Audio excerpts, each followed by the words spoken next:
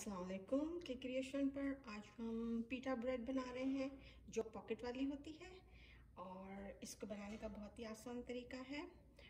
हम 1 कप लेंगे warm water और इसका टेम्परेचर 110 के करीब होना चाहिए। इसके अंदर में हम 1/4 टीस्पून चीनी डालेंगे और 7 ग्राम ईस्ट डालेंगे और इसके अंदर में हम 1/4 कप होल व्हीट फ्लावर जिसको गंदम का आटा भी कहते हैं वो डाल के इसको थोड़ा सा मिक्स करेंगे।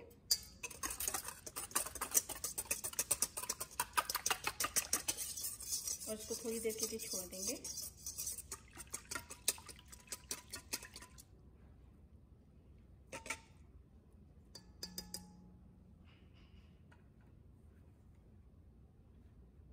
जब तक ये फूलता है हम लोग दूसरे आटे की तैयारी करते हैं। चलिए आज मैं आपको बताती हूँ कि आटे को कप में जो मेजरमेंट करते हैं उसको किस तरह से करते हैं। आप आटे को पहले इस तरह से फ्लफी की तरह कर लें, फिर इसको इस तरह से भर लें और बस फिर इसको आप लेवल कर लें। स्केल है तो मसला ही नहीं है कि आप स्केल पर आउंसेस और ग्राम कर सकते हैं और इसको इस तरह से कर लें। तो ये जो आपकी मेजरमेंट है ये बिल्कुल करेक्ट होगी, जो कप के हिसाब की होगी।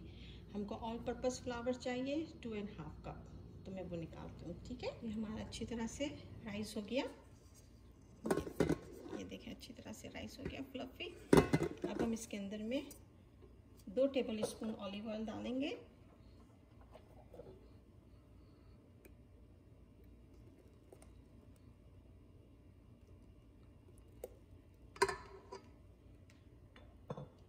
और 2.5 कप ऑल पर्पस फ्लावर।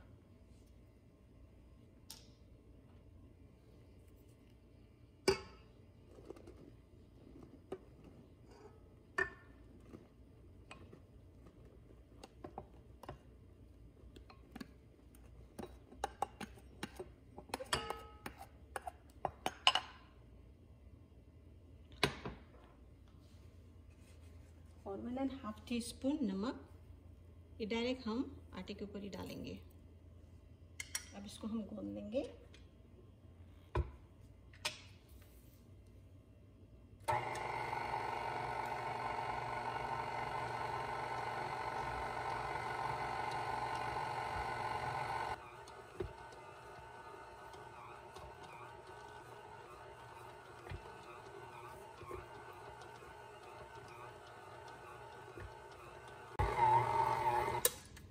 बिल्कुल परफेक्ट है। हम इतनी देर गूंदेंगे कि ये अच्छा सा बॉल बन जाए। ये देखिए अच्छा सा बॉल बन गया हमारा।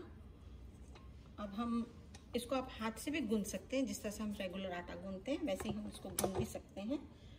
अब इसको हम हल्का सा बॉल की तरह करके इसको थोड़ी देर के लिए हम छोड़ देंगे, राइस करने के लिए रख देंगे 45 मिनट के लिए। इसके ऊपर हम हल्का सा तेल डालेंगे।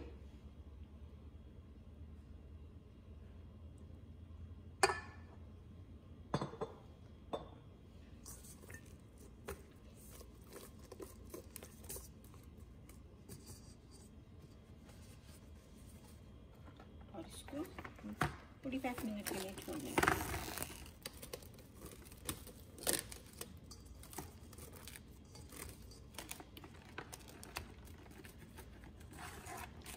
अच्छा, हमारा आटा राइस हो गया है। अब हम इसको बेलेंगे।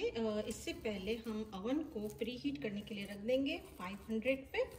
ठीक है, और अगर आपके पास स्टोन है, जो पिज़्ज़ा स्टोन होता है, अगर वो है तो वो इसको अंदर में रख दें आप। अगर आपके पास पिज़्ज़ा स्टोन नहीं भी है तो आप ट्रे को गर्म करने के लिए रख सकते हैं। और दूसरा तरीका इसका ये है कि आप फ्राई पैन में भी कर सकते हैं।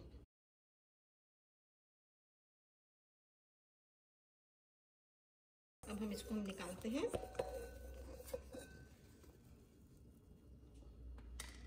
बिल्कुल परफेक्ट, फर्स्ट क्लास।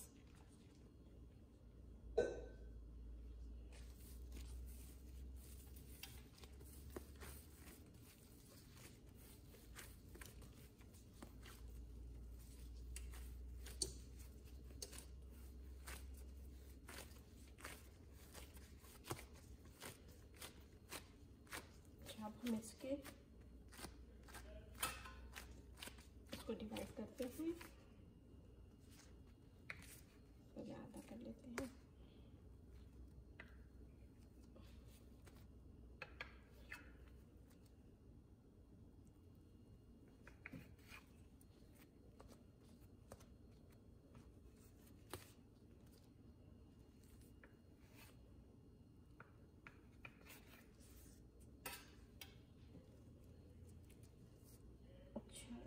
इस साइड में रख के इसके ऊपर टॉवल ढक दें।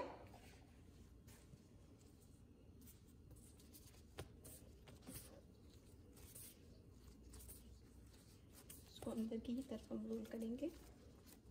और इसका दूसरा तरीका है कि आप इसको इस तरह से गोल गोल करते जाएं।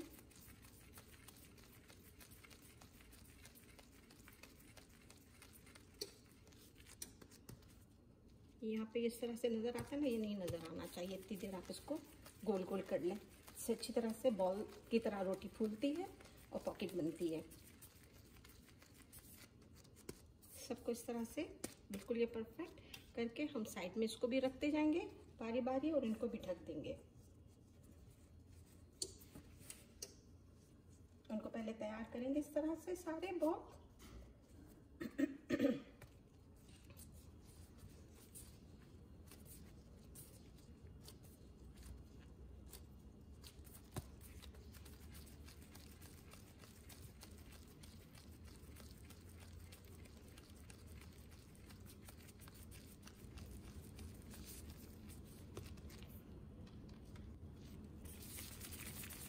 इस तरह से हाथ में भी कर सकते हैं।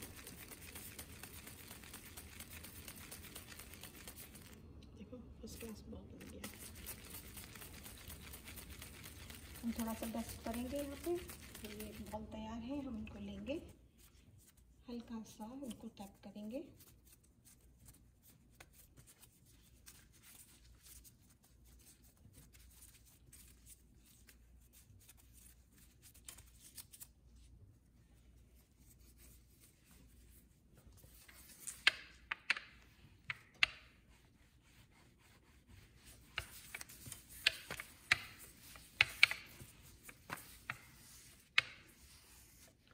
इनको इस तरह से रोटी की तरह बेल के इसको भी साइड में थोड़ी देर के लिए हम छोड़ देंगे। उस पर हम टॉवल ढक देंगे। सारी रोटियों को इस तरह से बेलने के बाद मैं बेक करूँगी, तो आपको बताती हूँ कैसे बेक करते हैं। स्टोन वाली प्लेट को आप इस तरह से रख दें नीचे वाले लोअर वाले रैक पे गरम करने के लिए। अच्छा, इसका एक और तरीका ये भी है कि अगर आपके पास स्टोन नहीं है, पिज़्ज़ा स्टोन, तो इस तरह के अगर आपके पास ट्रे है तो आप इसको इसके अंदर पहले डाल दें। जब प्री हवन हो रहा है इसको थोड़ी देर के लिए इसमें छोड़ दें। जब ये बहुत गर्म हो जाए इसके ऊपर आप रोटी डाल के वापस आप इसको बेक करने के लिए डालेंगे, तो भी आपकी ये रोटी बन जाएगी।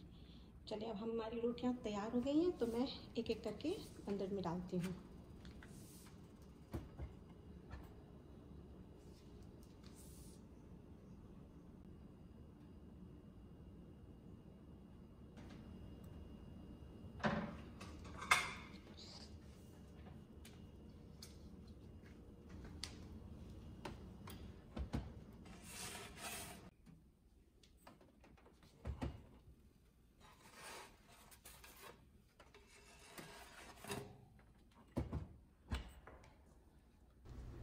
एक तरीका ये भी है कि आप इसको फ्राई पैन में डालें। मैंने इसको पहले से गर्म करने के लिए रख दिया था, मगर आप हाई हीट पे ना रखें, लो टू मीडियम पे रखेंगे।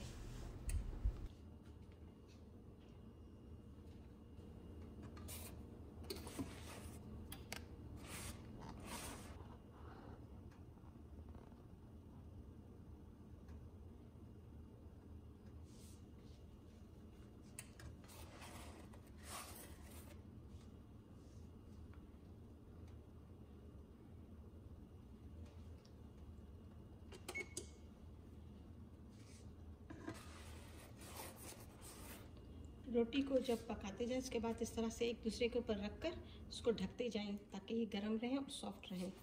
तो कैसी नरम है, बिल्कुल फर्स्ट क्लास। अभी तो बहुत गर्म है, तो मैं इसको सीजर से काट रही हूँ। ये देखिए, इसका पॉकेट भी तैयार है, कितना अच्छा है, बिल्कुल सॉफ्ट भी है और पॉकेट वाली भी है। गरम गरम नोश फरमाएं अपने डोनर के साथ। शुक्रिया।